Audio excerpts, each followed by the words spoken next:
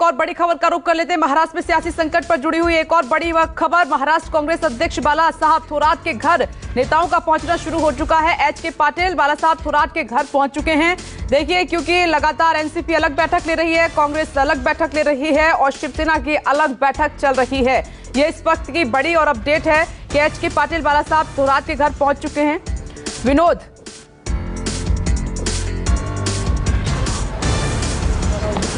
जी, HK. Patil बाला साहब थोरात के घर पर पहुंच चुके हैं। थोड़ी देर में वहां पर बैठक शुरू होने वाली है। सिर्फ एच.के. पाटिल नहीं तो बल्कि अशोक चव्हाण वहां पर पहुंचेंगे, पृथ्वीराज चव्हाण वहां पर पहुंचेंगे, प्रदेश अध्यक्ष नाना पटोले वहां पर पहुंचेंगी, वर्षा गायकवाड़ है, यशोमती ठाकुर है और कांग्रेस के अन्य जो बड़े नेता हैं, जो मंत्री है विलासराव देशमुख के बेटे, वो भी वहां पर पहुंचेंगे। ऐसे में तमाम जो नेता है वो आज यहाँ पर मंथन करेंगे। देखिए, कांग्रेस में भी टूट का खतरा बरकरार इसलिए है कि कांग्रेस का अपना उम्मीदवार विधान परिषद चुनाव में हारा है।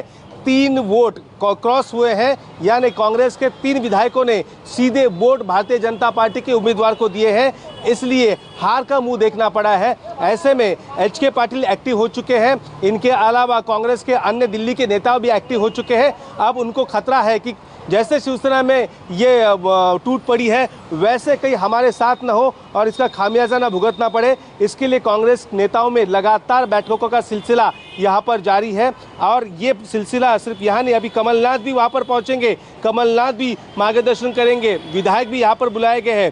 कांग्रेस को भी खतरा सता रहा है कि पार्टी में कोई टूट ना हो। जी महेश वर्मा जी, ऐसे तो सरकार गिरने नहीं देंगे, ये कहा जा रहा है शिवसेना की तरफ से, और संजय राउत का तो बयान भी आ गया है कि सभी हमारे संपर्क में है। एकनाथ शिंदे से 1 घंटे बात की उन्होंने और वो कभी भी वापसी कर सकते हैं, बुला लेंगे, मतलब उनको यकीन है, विश्वास है उनको। अच्छी बात है। मैं कब कह रहा हूं कि जो वो कह रहे हैं उसको हम किसी तरह से, हमारा तो ये कहना ही नहीं है।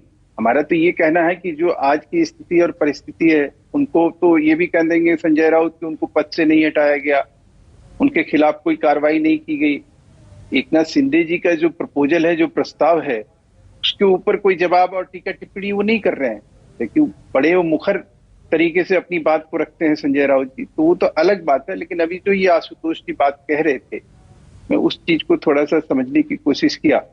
देखिए आशुतोष जी, जो आप कह रहे हैं कि भाई शिवसेना का जो एक तरह से शिवसेना में जो बगावत हुआ, और बगावत उस समय नहीं हुआ जब शिवसेना सत्ता में थी। आज सत्ता में रहते हुए एक सत्तारूढ़ पार्टी के विधायक, आखिर कारण क्या है?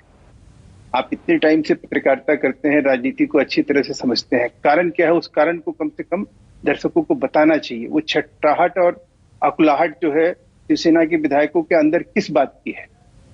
वहां जो हम लोग न्यूज को पढ़ रहे हैं, जो समझ रहे हैं, जो हमें दिखाई दे रहा है, उसमें स्वाभाविक है जो जमीन तैयार की शिवसेना ने, जो शिवसैनिकों का मिजाज था, बाला साहब ठाकरे का जो रुख था, या 2 बार 3 बार वहां शिवसेना टूटी लेकिन फिर भी बरकरार रही। आज वो शिवसेना जो है, वो कार्यकर्ता जो है, वो किसी न किसी तरह से जो है इस चीज के लिए ऊपो में पड़ा हुआ है कि हमारा क्या होगा, हम किस तरह से सरवाइव करेंगे। जिस जमीन को शिव सैनिकों ने जिस तरह से तैयार किया, उस तरह से उनको रिस्पॉन्स नहीं मिल रहा है राजनीतिक।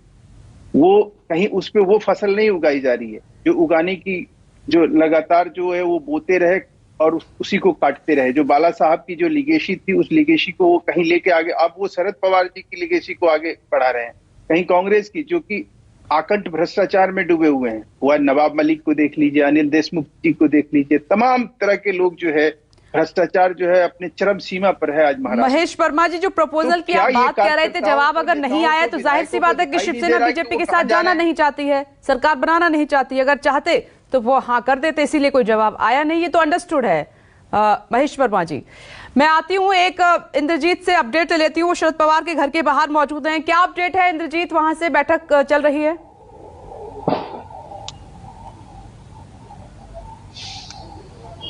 जी बिल्कुल, जो एनसीपी नेताओं की लगातार बैठक चल रही है और ये डिस्कस कर रहे हैं कि आगे किस तरह से जाना है, और इस बात पे भी चर्चा हो रही है क्या सरकार जाएगी या बचेगी। साथ ही होम मिनिस्टर आए हुए हैं, तो होम मिनिस्टर से जो पहले इनपुट्स मिले थे एकनाथ शिंदे के बारे में, उसके बारे में भी शरद पवार बात कर रहे हैं। और इसके बाद शरद पवार की जो मीटिंग है वो एनसीपी नेताओं के साथ तो होनी है, उसके बाद मुख्यमंत्री उद्धव ठाकरे के साथ होनी है। तो ये सारे बैठकों का दौर आज पूरे दिन मुंबई में चलेगा। अगर बीजेपी की तरफ बात करें तो बीजेपी ने अपने विधायकों को बुलाया जरूर है, लेकिन विधायकों नेताओं को साफ इंस्ट्रक्शन दिया गया है कि इस मामले में कुछ भी न बोलें।